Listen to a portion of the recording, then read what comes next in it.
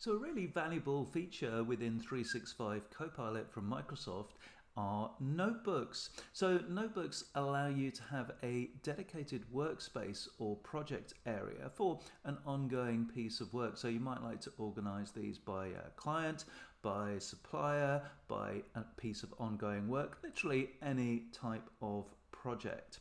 So they work like this. You have three main sort of core components. You have instructions, so you give instructions to your notebook. You have relevant files and information that you point to, and all of your past conversations and chats are also in that particular notebook. So you can see that it helps you as a worker get organized, but also great from the AI tools perspective, Copilot's perspective, because it provides it with a focus. So this leads to better quality responses in relation to that piece of work. And the good news is Microsoft have made some recent improvements. So let's check out notebooks. So got the sidebar on the left here, and if we drop down you can see that we've got notebooks listed here, some I've previously created, and we're just going to create go to all notebooks here, and straight away we notice we've got this new panel here that says recommended. So Microsoft are suggesting certain pieces of work that might make useful notebooks. So if I just click any of these, it would automatically set up a notebook with these reference files. So that's a real nice time saver, and it's not actually made a bad guess in terms of relevant workspaces or notebooks here. And you can see previously created notebooks underneath. Up here we've got favorites, so if you use a notebook regularly it appears in this favorites area. This is where co-workers have shared notebooks with me, so this is great for collaboration, none at the moment. But I can also share my notebooks with other people, super useful. And back to the recommended notebooks there. So another new feature is that as well as the list view, we have got a nice tiled view, so more visual. So we can now add a cover image to the relevant notebooks here, and just makes it kind of like a bit more intuitive in terms of being able to click at the notebook that you want, and it's a bit more visually attractive. I'm sure you will agree. So in terms of setting up a new notebook, let's do that. So you can either use this option here or this option here. So let's just click on this, and we're going to create one around prompting best practice. So just going to set that up now. So it just needs a title. So you can add an image, better say AI, can add a cover image here and a logo if you want, but that's not compulsory. And then you can select files here from your recently sort of opened list files there. Or you can search for particular files or sites, or you can upload. But we'll leave that for now and do that in a minute, because what Copilot is going to do after we've created the notebook, which I'll do now, is it'll actually suggest some suitable reference files that can be quite handy and another time saver. So let's check that out now. So you can see we've just got this panel here, and we've got this NILC slide deck here as a suggested reference point for this notebook. So all I need to do is tap on this plus symbol, and that will add it to our reference information. Now, as soon as I've done that, it means the notebook has started to take shape and an overview is now being generated.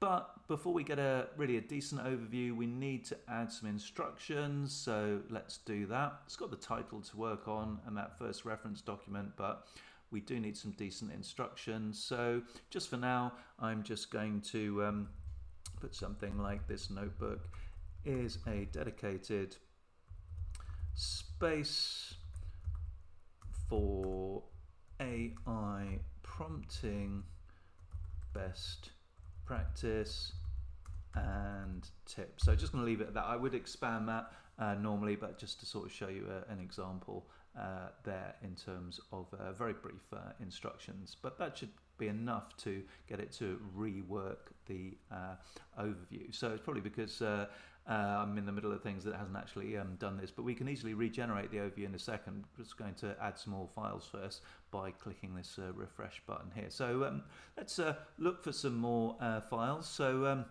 let's click on this plus there to go and find some more. So if I search for NILC, let's add this one here. So just going to do that one, just select that. Going to add, these look similar, but that's a different one, advanced users there. So add those two. They aren't really related to AI. So let's just see if there's anything else. So those will do for now. Let's just actually put in the word prompting and see excuse me, what else we got here. So we got my pillars here, so let's add that in, very much relevant. That's relevant for PR. So you can see all of these are being listed here. So to actually add them in, I can just click on add. But before we do that, you can also add in websites via links as well as OneDrive. So let's do that. So I'm just going to click on link there. So there's some information on prompting in this blog post here. So just going to add that. So great that you can add in websites and web links as well as documents. So that's not the case with the equivalent feature on ChatGPT. So they have projects, which is similar to notebooks, but you can't add in websites or web pages. So we're good to go now. We've got all our reference material. Just going to add that in. So now that we're pretty much set with our reference material, our instructions, we can recreate the overview, which is a new feature. So that shouldn't take too long to create. And you'll notice that our working area, the chat window, is here.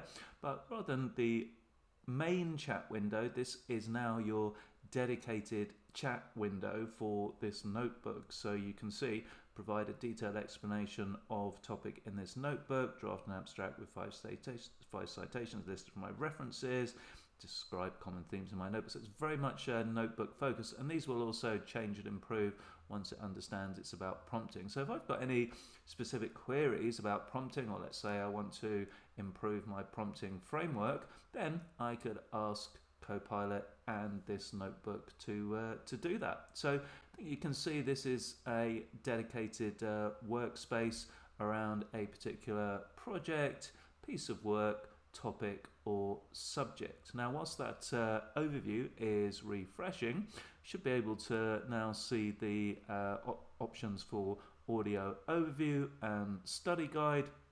Won't go through those in detail, but if you've got a very knowledge heavy notebook, then having an audio overview could be an interesting option to get to absorb all the information around it. Similarly, if you want to learn what is in your notebook, then the study guide could be a handy option there. So we'll just give it a few seconds for the overview to appear.